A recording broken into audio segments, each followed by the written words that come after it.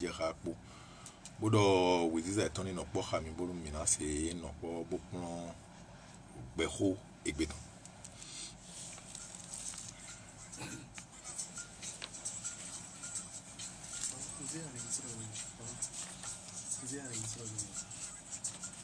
Allez, ça, non, nous décharger déjà.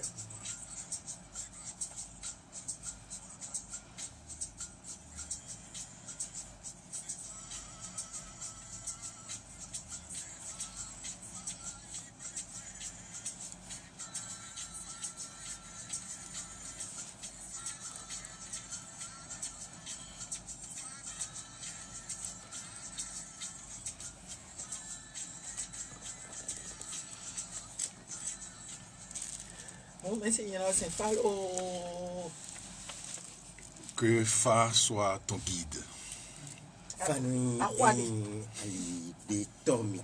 Et que Fa couvre tous ceux qui nous écoutent de grâce, de gaieté et de paix.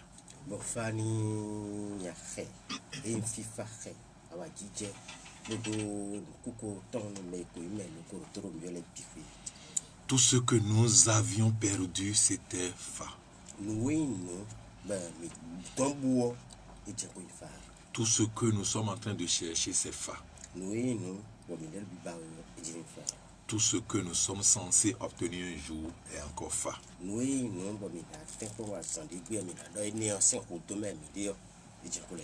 Je dis Fa parce que je suis en train de dire tout simplement la paix.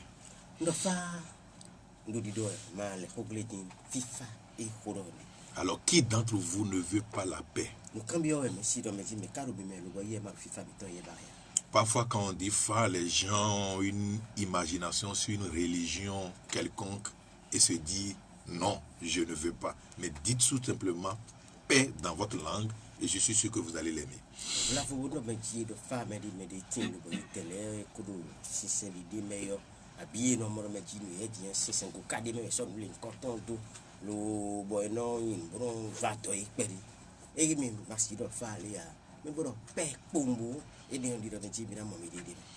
Et je crois que avant la naissance du grand maître Jésus-Christ, le premier vrai mot sorti par l'ange Gabriel, c'était paix à toi, grande dame.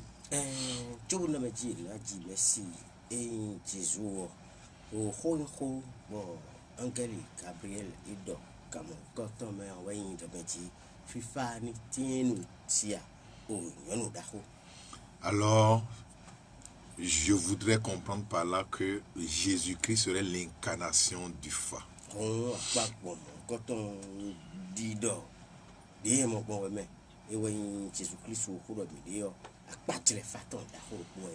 Tout comme beaucoup de grands maîtres, à savoir Gautama Bouddha, Job Sakabi, Phoebe Queens, Hermès, les grands pharaons, Wegbadia et que sais-je encore.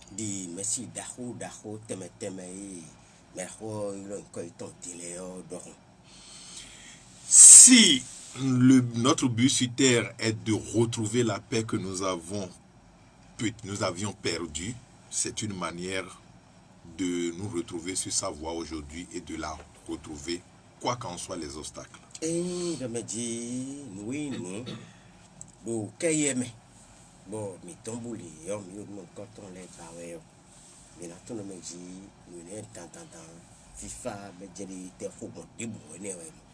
une possibilité de trouver cette paix vient du Fa Abla Huida Abla Bouddha.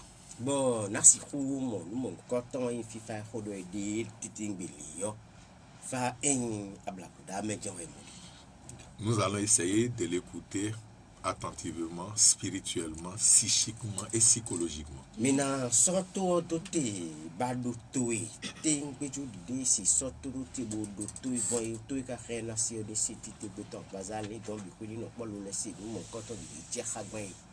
Écoutez donc.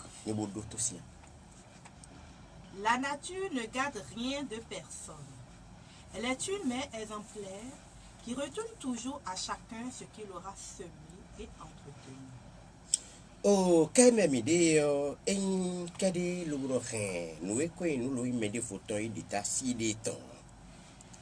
L'idée nous voulons au noyer rien et dans nos pas direct d'accueillir donc ouais et le bon nous que nous loin de propos mettons et nous sortons nous mais et meloin et nous titing béton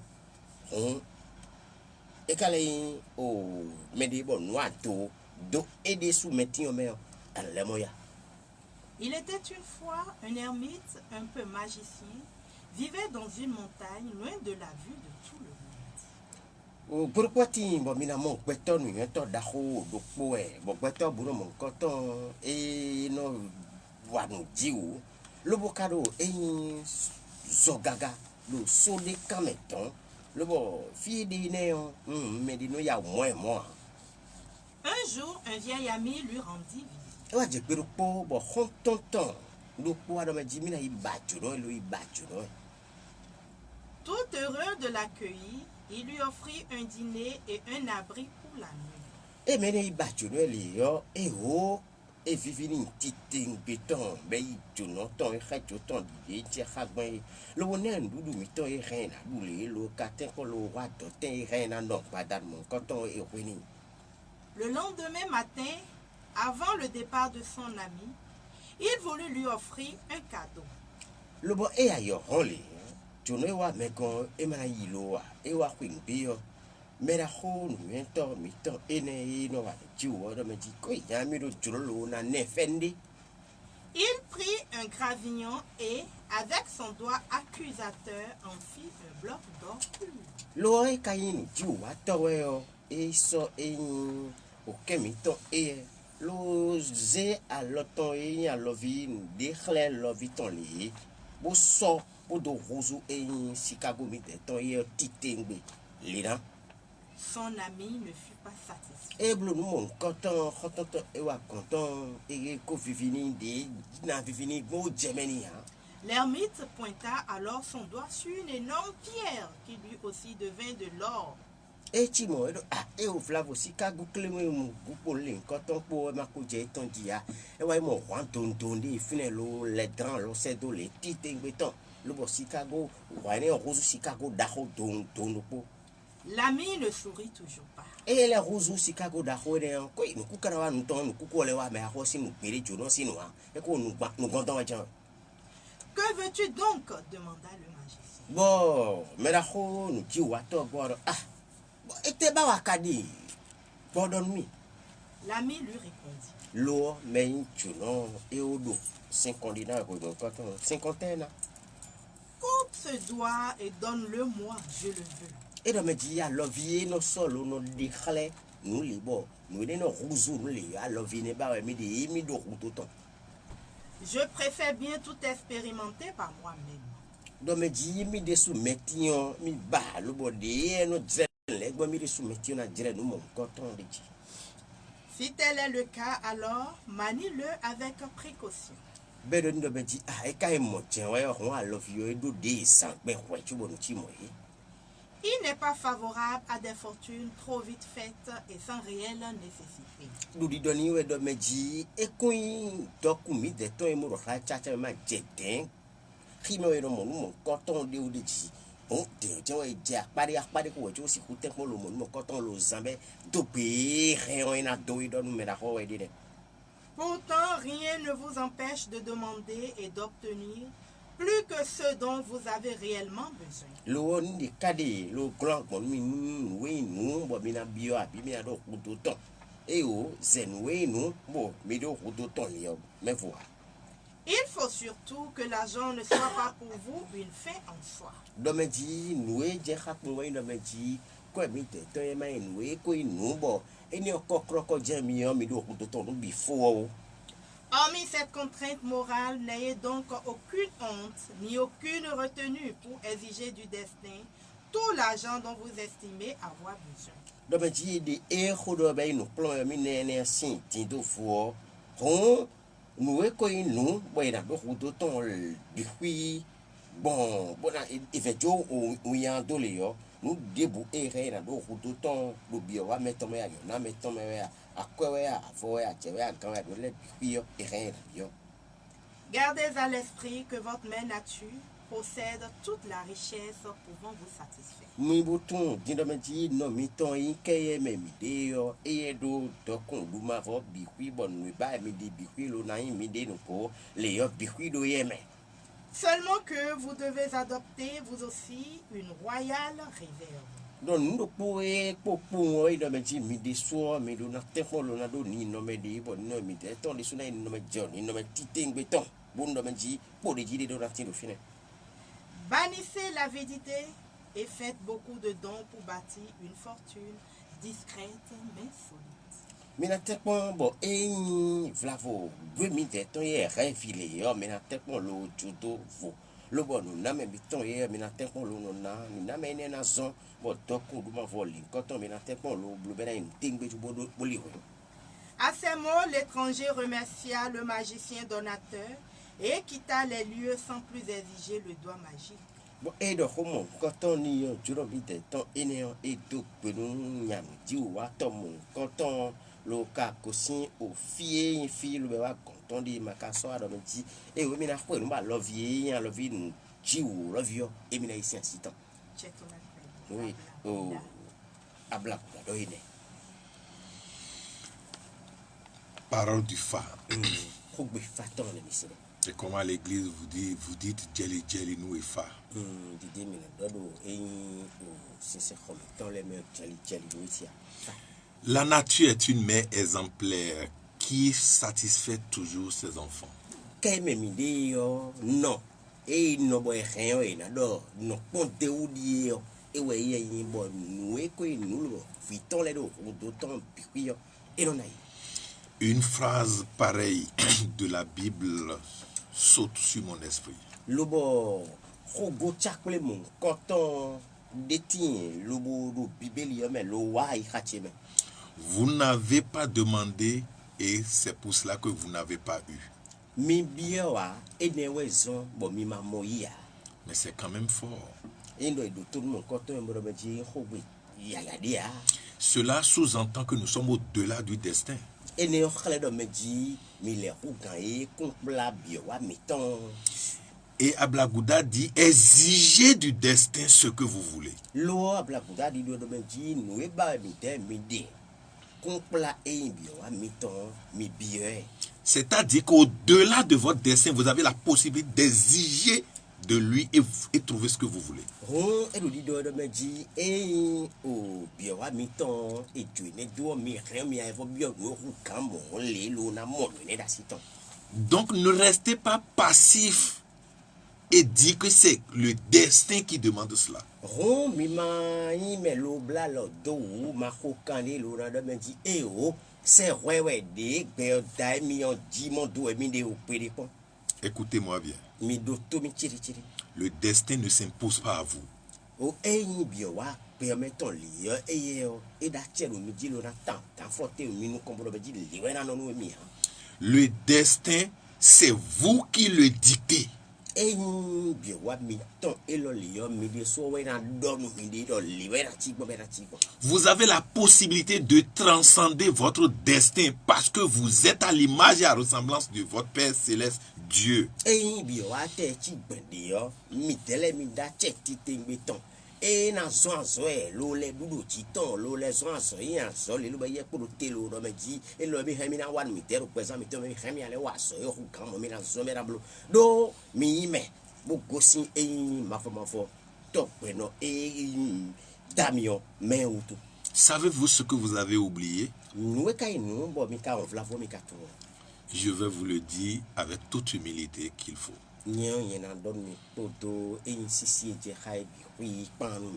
Vous êtes en même temps le Père, vous êtes en même temps le Fils et vous êtes en même temps l'Esprit Saint.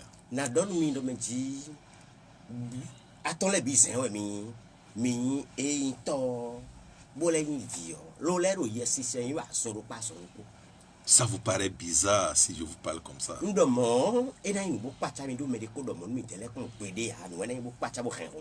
Vous imaginez le Père hors de vous.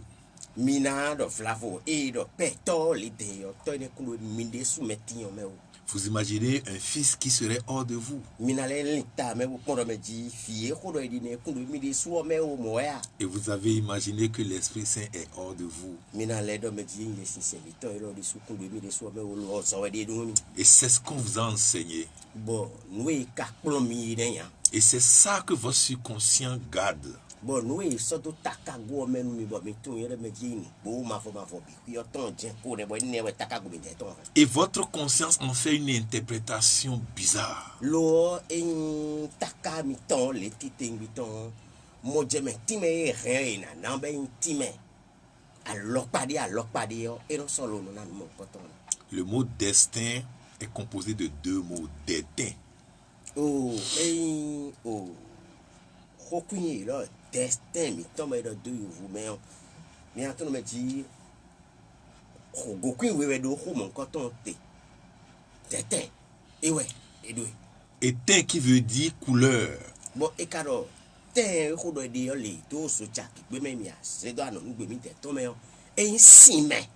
Et donc, tellement de couleurs que vous ne pouvez pas interpréter. Ron edo e simeon lichi ton bon messi hudo benji emitena khafwa. Et la déité dans le panthéon fond qui exprime ce que je dis s'appelle dans Aido Wede Gewegege pour dire la nature a tellement de couleurs. Lobondo benji mina sodo e kompla o anon gbe mi ton fon buyo mele. Lo mi hemi akendo ye huida chero fine mon coton edo Aido Wedo. Weka nabi de meilleur et sous polo kege oui mafo. Et si tel est le cas, tu as la possibilité de choisir la couleur que tu veux. Bon do me di ni kaimo adache bon weka e ba weka de nu we di yo rien na sosia. Parce que tu es l'incarnation de toutes les couleurs même que les plus grands artistes ne peuvent pas désigner, ne peuvent pas leur donner un nom. Do il est sous metinho et un weka botin le bikuyo oui so we weka mon coton sin todo nda hoti tengbe on bo wi mewe weka le bikui de bo yi me ku me lo ko yin asode azori wa to alonzo wa to kunpla me no de nu tente melewe apata won le bikuyo yetele no san weka ni e do ne me bo yo mewe mo ni le bide.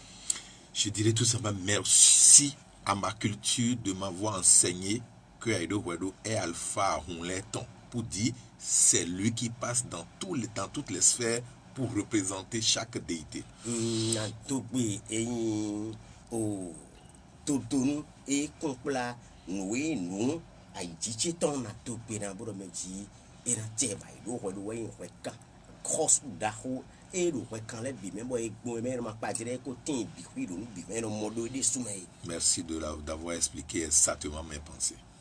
Et dans tiens oui bon mon coton mais si kana mon coton na vraiment on a même. Et voilà, à la fin tu vas.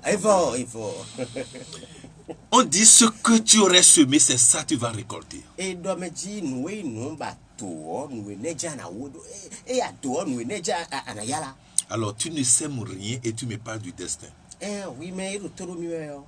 A do nous dia lo karo bio wa do mi. Ou tu ne sèmes que la paresse, tu récoltes la paresse et tu récoltes les conséquences liées à la paresse, donc la pauvreté, et tu me dis que c'est le destin. Et ma kai mo il no mo je a to fon le mi te to ye ndema wa we to e a to ndema wa mon coton ndema wa we na wo nu we simbara ya mon coton ya ka o ya mon coton tien awa du do nu ye de meji bio wa mi ton die. Tu ne fais que critiquer les foyers, conseiller les femmes à quitter leur mari, et subitement tu me parles de destin parce que tu n'en as plus toi-même. Oui, de na wa lu do me wo je o pe tun lu wa so ya no wa bi nu ne ai ko hon e o de na wa lu plonu godon me lu da su ton le koyo boy na ko sin asupa aja no plon e a plon e kakaka boy wa je e ho me tion awa do me ji bi wa mi ton vraiment flemme e o vle a vle o mo. Un bon fils et qu'on a applaudi à la naissance, tu vas défoncer la porte de ta maman pour aller vendre ça, je ne sais où, et maintenant tous les malheurs s'abattent sur toi et tu me parles de destin. Oui, mais bon, oui, nous c'est les yo.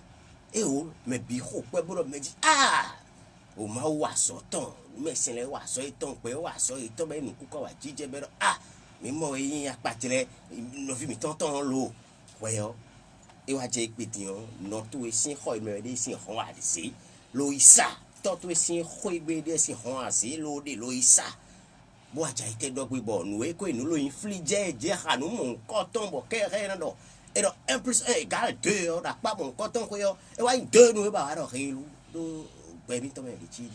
mon frère, la vie que tu as aujourd'hui est celle que tu as semée hier. No vie Martin do ku benwe gbe ma de home tin e ouais ndidi auto ouais so Ton destin, tu peux le transcender par tes actes, tes paroles et tes pensées.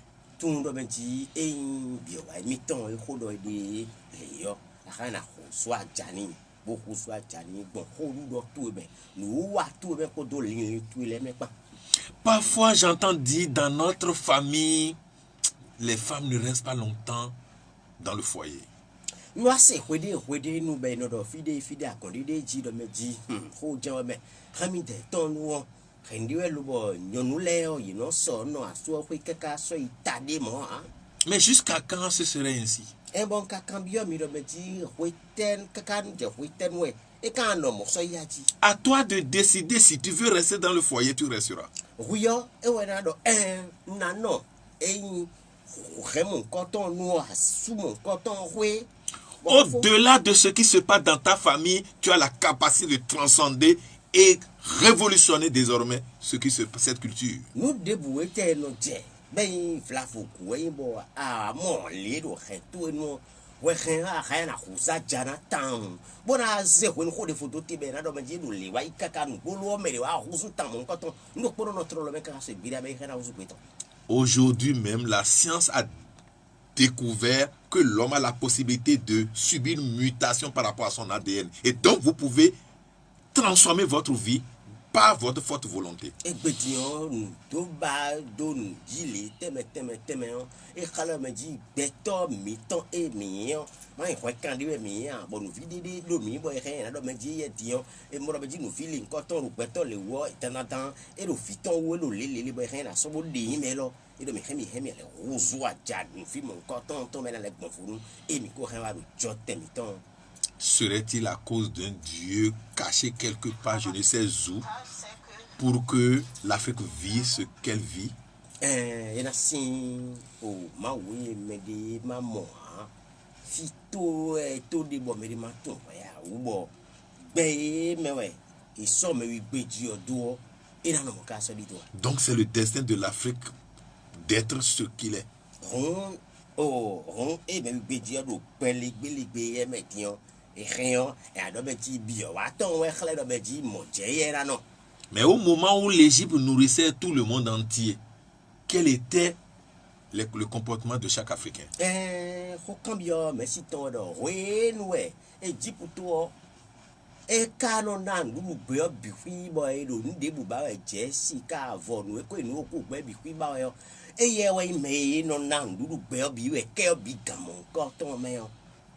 Oh, mais oui, bédi fille mi, abi bé, mais vie mi, et mon coton, les limitants, les kati gagne. Les gens comprennent très bien comment le cerveau fonctionne.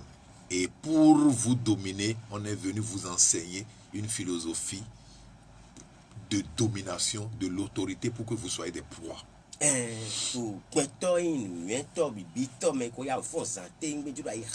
Zambo coton nos autant les mêlés yogi tele yi coton do beti et somme lin coton no yi khali ho reno ho e wa yi me ya bo donio et donc tie apare kwe yi tele ko solo ko sodo mais ko tobi to boti.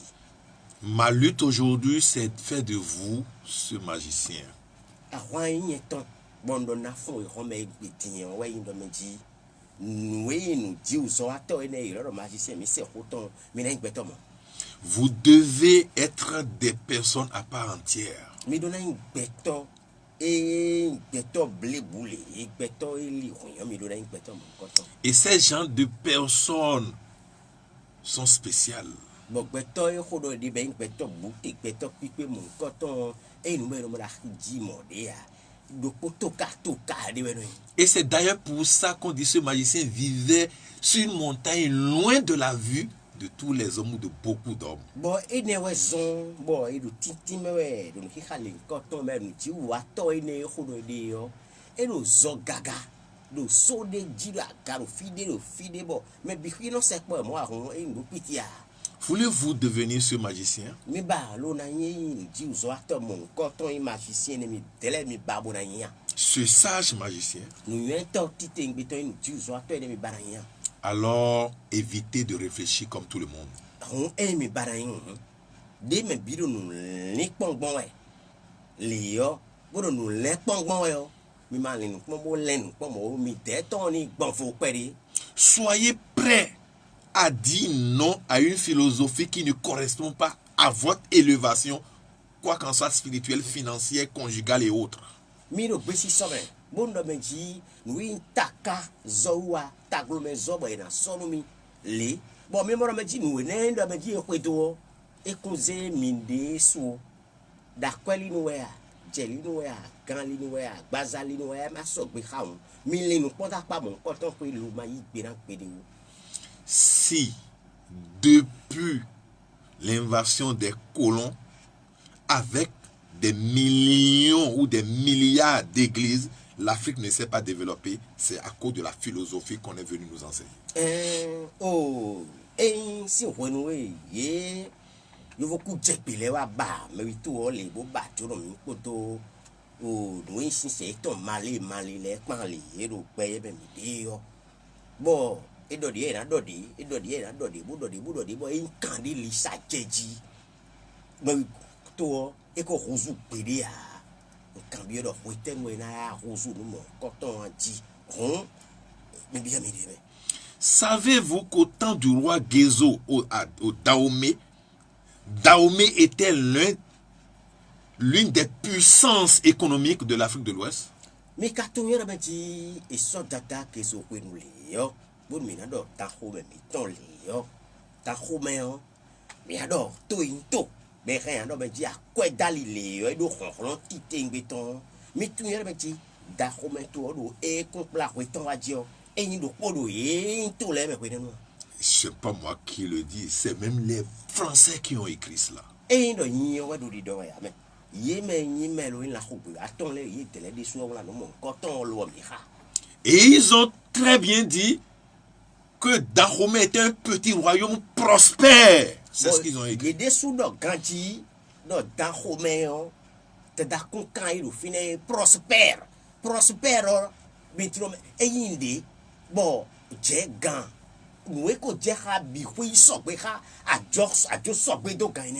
Et savez-vous en même temps que c'est pendant le règne du roi Gézo que l'église est venue? Bon, mais quand les tons y me dit, regarde pour me, t'as le pour vous,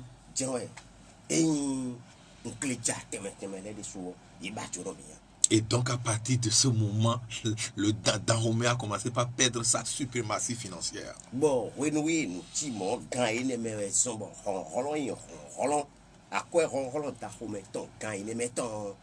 Et j'ai tout, bon, mais si le fond bon fli, Makalai, et Wakaïneméon, et donc les Africains sont terriblement forts. Ils sont forts, il n'y a pas de mendiants, il n'y a pas de voleurs, il n'y a pas si, mais pour les atteindre, il faudrait qu'on prenne par l'éducation et la religion. Et donc, par la religion, la philosophie religieuse est née. Bon, et qu'on plat au 500 par Léon.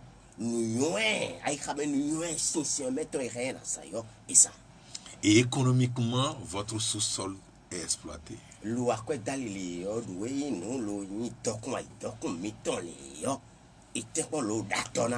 Et si psychologiquement on vous prend et matériellement on vous prend, vous êtes pris.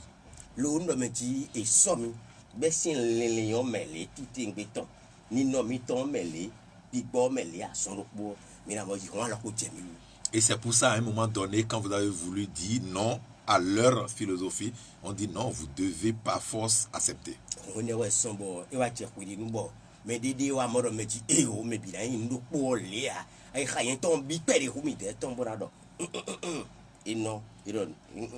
Et nous bon les détons et mais que ça nous vivre mais assez casse.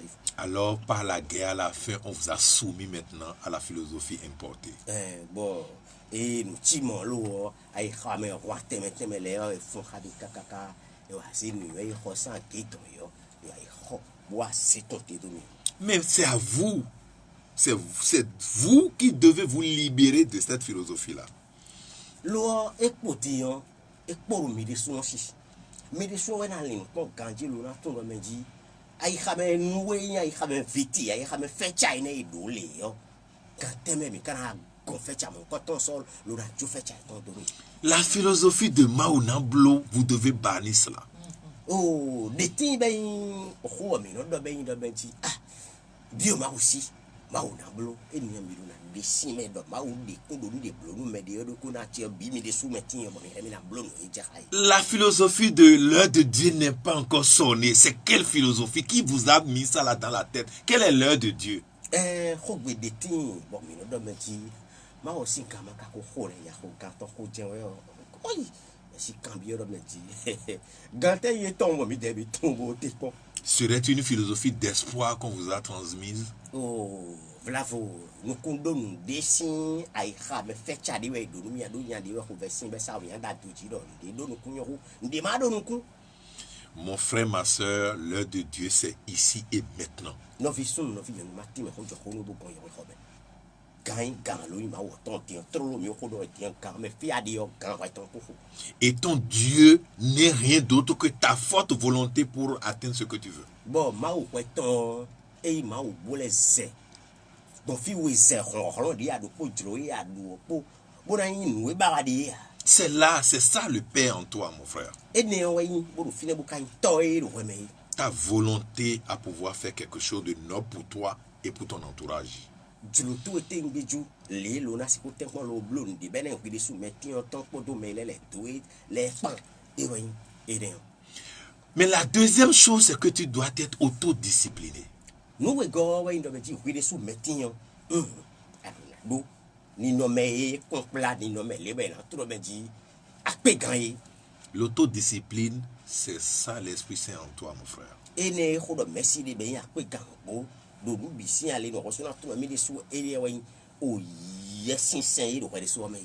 C'est d'ailleurs pour ça que vous avez du mal à être discipliné parce que c'est pas facile de faire avec la nature quand on parle de l'autodiscipline. Et ne raison bon et non vers nous do pour mi tambo do meji mina si ko ten ko lo no pe si so be ka ke o le titing beton do akpa ene ko yo et no ko de ou pere nous. Vous voulez faire du sport et qu'un samedi vous continuez à dormir, vous dites je vais encore dormir 2 minutes, non 5 minutes après le réveil, mais ce n'est pas le destin, c'est toi qui ne veux pas te lever. Vlavo mi ba lo na fon lo di fon kamiton yesin we so kan gbe mi ja e mi ba na gbide apasa me pedi be ho gan na in kan be ho le bon mi re o no ko ka ton ni jeji bu ndo ma ji ma chiti e no ko ko wo ni jeji cho ma chiti lo yi gbaza be po apa ni ko yo vous di sou metin o don ko ko yo sin. Et ça c'est ce que tu sais, tu vas récolter maintenant la vieillesse précoce parce que tu n'utilises pas ton corps. Alors on me dit etimo nous nous bon à tout et ouais ya gbe aja ya ton ouais do me dit ma to tabana gbasa bo no yo cho me mo bo to me mo aya po. Et donc c'est le destin qui a fait que tu as très vite vieilli. Tester ouais zombo tu as po et ouais zombo et ouais zombo à quoi. Ce n'est pas le destin, c'est ta volonté à ne pas te lever et à ronronner sur le lit quand il faut se lever pour aller faire un peu de sport. Oh, bien, ouais, bon, à fond, beau, senti, beau, crois-le. Eh, à mon dos, ouais, à la peau, ben, ça, il nous dit bien, ouais, ou des sous, ouais. Et qu'est-ce ronronner un petit peu fond pour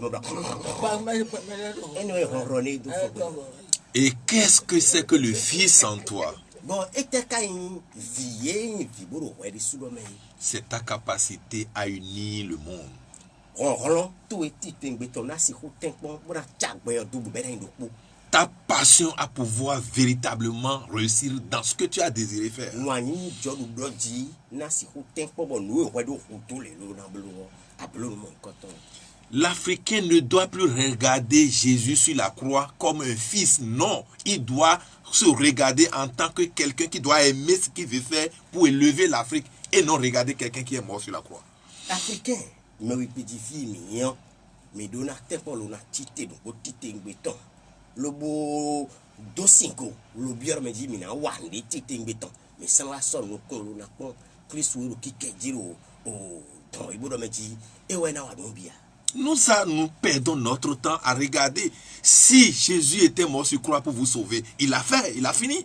Vous devez désormais prendre votre vie en charge au lieu de continuer à regarder Christ cloué. Non, regardez plutôt Christ ressuscité. C'est vous qui êtes ressuscité et vous devez prendre votre vie en charge. Bon, mais on a peut-être pas l'on si mais ton tite ngbeton lo na wuli bona ngo e nyoku Christ wo ko do di be ko den tin. Christ ressuscité et fond et ouais bidon nakon bon fifon et mi de sous metti na fond do mi do bona wa sorti ngbeton bo teka bo pe gan. Regardez bien, vous pouvez faire enquête sur ce que je dis. Regardez bien l'image de Jésus-Christ ressuscité. Vous allez voir, il a pointé le doigt accusateur plus le doigt le plus long. Les deux ensemble pour symbole de victoire. Et je crois bien que PRD le faisait. Choco, on a gagné. Bon, me dit qu'on yo. Mais de sous mi bando tite gbeton bo kon bono mai do me ji do kon bono mi isi o e fon aloye alovi be so do tele alovi wili le yo alovi de khalek me lovi o le pedika wi ko don de yo e ze wile bi kulele be khalero me ji e mi tite mi du de ji bo be ka kon to ko do bo mi tan do benento me fio a kon in per de ton yo alovi de so mo lo be ji choko e te ti bon di bo ma do pan yo mi de mi do na do de ji so. Et donc entre Jésus sur la croix et Jésus ressuscité, qu'est-ce que vous devez prendre? Bon, quand bien merci ton la voix de me dire plus ou et so que ça qui dit ton podo et ka fond il est pas yo de te mi te mi ka rien mi so. Jésus sur la croix est passé et Jésus ressuscité est présent. Tu mets ton pour moi merci le leader de me dire Jésus sur la croix hier et ko ton boudonné be ka fond. Mais c'est toi qui étais cloué sur la croix avec dans tes problèmes et autres. Et maintenant tu as connu une résurrection alors que le passé passe pour que tu puisses profiter de ton présent.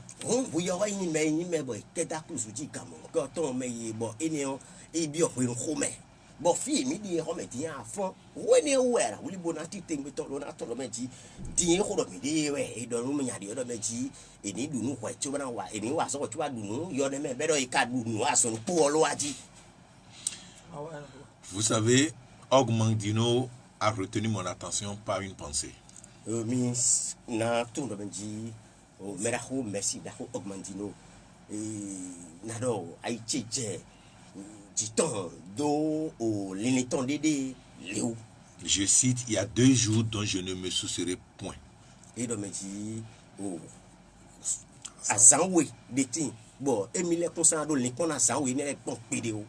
hier et demain. Mais regardez bien, ces 2 jours portent le même nom dans le fond. Oh, mi kakpon iso anon pe mi ton infon bi le yo ni kodo po e lo azan we ne le bi na. Hier s'appelle So et demain s'appelle encore So. Hier kodo de yo e do o so be wa yi. So e le jawe le so kere de me so kare. Et So c'est quoi? Ce n'est que la tontine. Bon ni ka do me di so le yo. Tontine ya. So. Et donc hier, tu as récolté ce que tu avais semé avant-hier. Et demain, tu récolteras ce que tu vas semer aujourd'hui.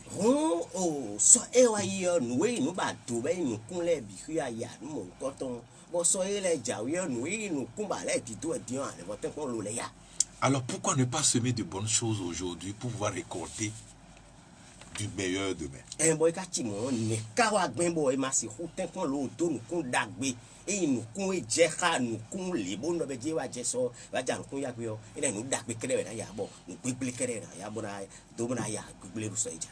Mon frère, quoi qu'en soit le nombre de pardons tu vas demander à Dieu, à la nature, tu vas récolter tes mauvais actes d'hier.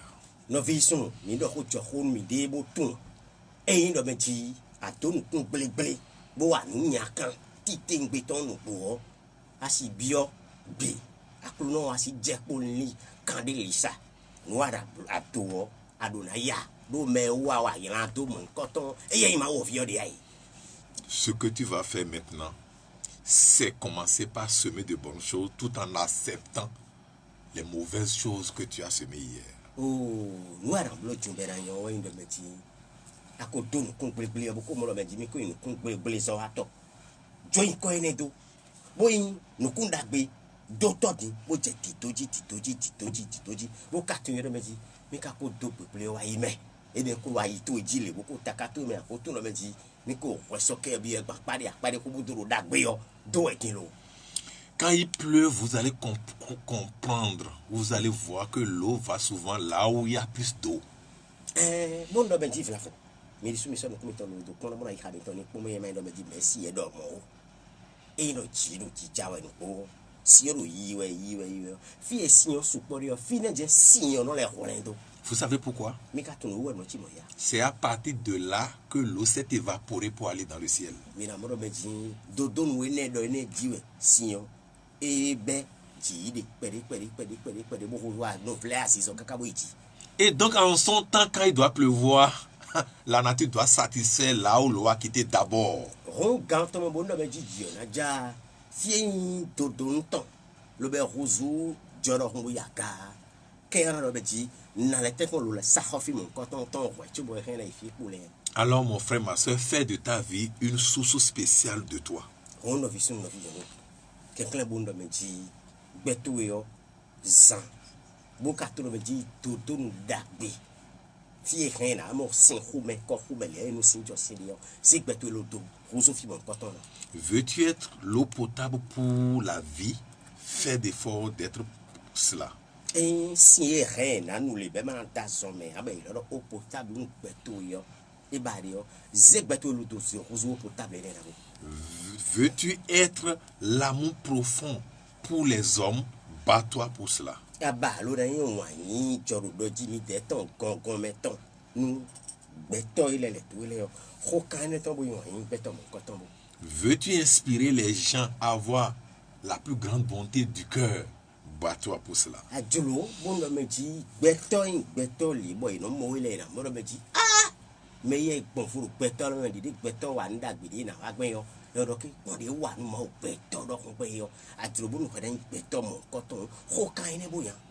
Lorsque tu feras cela, en son temps, tout ce que tu aurais dégagé de toi va retourner à toi. Et il me dit, à bleu, mon coton, tiens, ben, à dire, oui, ton, flidé au ganho, nous, nous, bah, bleu, les bito, d'agbeji, ou bleu, ou, biquio, il en est ton, oui.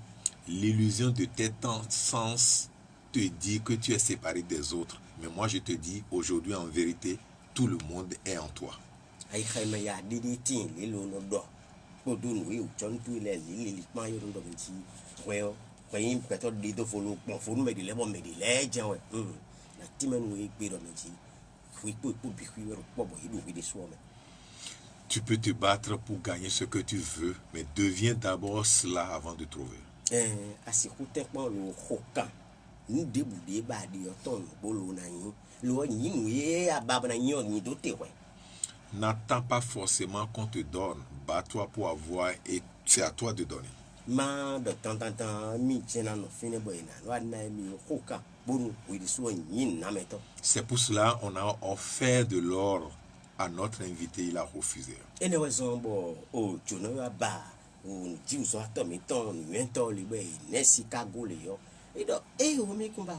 Il dit, je veux moi-même produire de l'or. Et doit mi des sous metignon, et mi des sous na imelbo, et mi blonu, ne si kana no ton mi des sous. Chère Afrique, il est temps de ne plus tendre la main. Désormais, produisez vous-même. Oh, mais petit vie. Et j'ai rabokan, Robin de Medimido, sous non général, t'es alors au mais des sous, mais ni tellement bon, nous, mais nos talons, mais ni gênement quand on les bloqué. progressivement, lentement et sûrement, vous deviendrez ce magicien. Pedi tete podo campement ludiquement mais les soumina ni tu soit mon coton Et votre vie sera spéciale. lobo et une belle temps on a une belle tout folie. Et vous serez obligé d'aller vivre sur une montagne, c'est-à-dire vous serez élevé en conscience. Bon, quand mon coton mais vous serez levé. Mais si sur la montagne ouais. Mais si do me dit gagner mais et bien la montagne dit ouais mais et do montagne dit les vecins do et raso dit vecins et lui do me dit et raso dit les rena mon gesso gagnon ouais que bi mais et rena nous to ya gado ouais dit que mi ton ko ton abe do mo ils ont fait so pon lo no dit jai pon mo mli ko do bata. Et parfois vous allez même sur montagne pour prier alors que la montagne intérieure est là pour vous. Oui, là, nous disons que mi ton mais ils ont fait so bon ti so de so vle so de dit bon ya ko alors que nous John oui sauter tingue de so taka mi ton mais dit. Et même quand toutes les parties de la Bible qui parlent de montagne, il n'y avait pas montagne. C'est l'élévation spirituelle de celui dont on parle. Bon, merci, je suis monté sur la montagne et je suis dans le cam. Quand il a monté ton lot, le pélo, il doit me dire, nous, nous, regarder, nous, nous, quand on va y timenu, et sur Bible, il sous les, il n'y a pas de remède de retour. Moïse n'était allé sur aucune montagne. Il est allé sur sa propre montagne. Moïse, mettons, et il saute debout, il dit, il nous est tout signé, nous, regarder, de nous, et c'est pour nous. Jésus n'est allé sur aucune montagne. Il est allé sur sa propre montagne intérieure. Montagne de Fouti, ben so de Fouti et Tizouya, et de Souton, Mectignon, les deux, et de Titing, et de mes hommes, mon flou, il faut de connaître ça. Alors, chers frères et sœurs, montez sur votre montagne intérieure et vous verrez que votre vie sera spéciale. Nos vies, non. Oh, merci, l'homme dit, et une somme de sous notre temps, Léo, mais radis. Voyez, non, mais là, tout le monde dit, ben, bon, faut nous éclamer, il est. Alors, de ma montagne, je vous ai adressé mes mots de ce matin.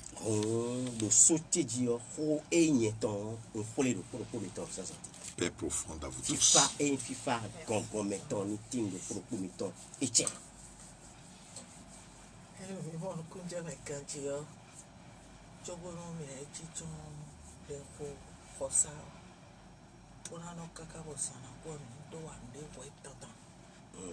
Wa kosinto anawado Kanti. Onu mi si chite lo ko mi tole si no chite wo tundo ndede bo mi do na wa boy jobo ide ko fosa ina wada ko mi amo ai ti choton ko lo ni o de ko kaka bo sa ko kana ko amra do ani edia no yeto e do fie lo yo ai to seka o do de bi ro do o mo ye ro mi tire a lo de no to do no na ba e mi de yo o ye ton ze de Bere di toba kweri. bo no ai ere ba lo mo ne do ere su jo na tire bo na no blu bi ere su no do ho wene no meton do ko mi ton le we me si do ti o mi ni so da i me ro mi ni chite bo wa no venera oui, nous avons eu tout le temps. Et nous avons eu tout le temps. Nous avons eu tout le temps. Nous avons eu tout le temps.